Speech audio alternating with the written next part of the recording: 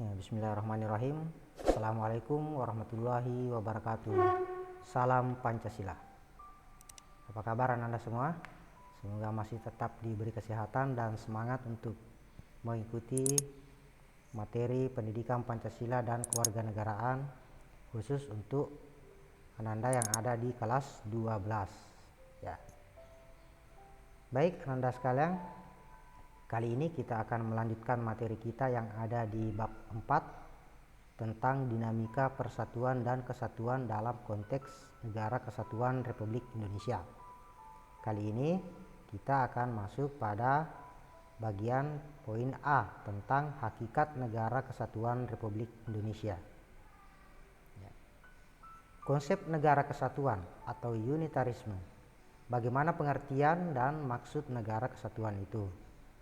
Negara kesatuan sering juga disebut sebagai negara unitaris atau unity, yaitu negara tunggal atau satu negara yang monosentris atau berpusat satu, terdiri hanya satu negara, satu pemerintahan, satu kepala negara, satu badan legislatif yang berlaku bagi seluruh wilayah negara.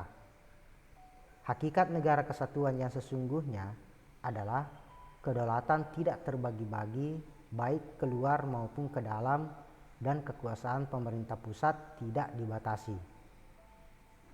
Bentuk negara kesatuan adalah sebagai suatu negara yang merdeka dan berdaulat yang mana di seluruh negara berkuasa hanya satu pemerintahan atau pusat yang mengatur seluruh daerah. Adapun kelebihan dari negara kesatuan secara struktural itu lebih sederhana. Kemudian kekurangan tenaga ahli pada bidang pemerintahan dapat disiapkan oleh pemerintah pusat.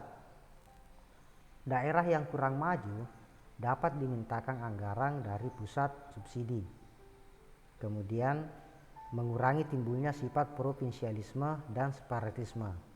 Nah, di samping kelebihan dari negara kesatuan, juga ada kekurangan negara kesatuan, diantaranya jalur birokrasi lebih panjang dan memakan waktu. Kewenangan daerah dibatasi kepentingan pusat. Kemudian daerah kurang ditonjolkan karena yang diutamakan adalah kesatuan. Dan implementasi yang salah itu dapat mengakibatkan pemerataan yang tidak terjadi sehingga kualitas pemimpin nasional jadi buruk. Nah, bentuk dan asas negara kesatuan. Kansil membagi negara kesatuan menjadi dua bentuk. Yang pertama, negara kesatuan bersistem sentralisasi, yaitu segala sesuatu dalam negara langsung diatur dan diurus oleh pemerintah pusat. Dan yang kedua, negara kesatuan bersistem desentralisasi, yaitu daerah mendapat kesempatan dan kekuasaan untuk mengurus daerahnya sendiri. Nah, perbedaan negara kesatuan dan negara serikat. Dalam negara kesatuan, organisasi bagian negara telah ditetapkan oleh pembentuk undang-undang pusat. Sedangkan pada negara serikat, negara bagian berwenang membentuk konstitusi dan mengatur organisasi sendiri dalam rangka konstitusi federal. Karakteristik negara kesatuan Indonesia juga dapat dipandang dari segi kewilayahan. Pasal 25A Undang-Undang Dasar Negara Republik Indonesia tahun 1945 menentukan bahwa Negara Kesatuan Republik Indonesia adalah sebuah negara kepulauan yang berciri Nusantara dengan wilayah yang batas-batas dan hak-haknya telah ditetapkan oleh undang-undang. Istilah Nusantara dalam ketentuan tersebut dipergunakan untuk menggambarkan kesatuan wilayah perairan dan gugusan pulau-pulau Indonesia yang terletak di antara Samudra Pasifik dan Samudra Indonesia serta di antara benua Asia dan benua Australia. Kesatuan wilayah tersebut juga mencakup kesatuan politik, kesatuan hukum, kesatuan sosial budaya, kesatuan ekonomi, serta kesatuan pertahanan dan keamanan.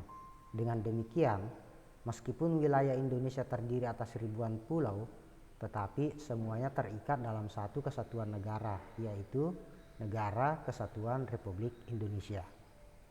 Ya. Baik Anda sekalian, Demikianlah video pembelajaran kita kali ini. Tetap semangat belajar. Sampai ketemu di video selanjutnya. Saya tutup. Assalamualaikum warahmatullahi wabarakatuh. Salam Pancasila.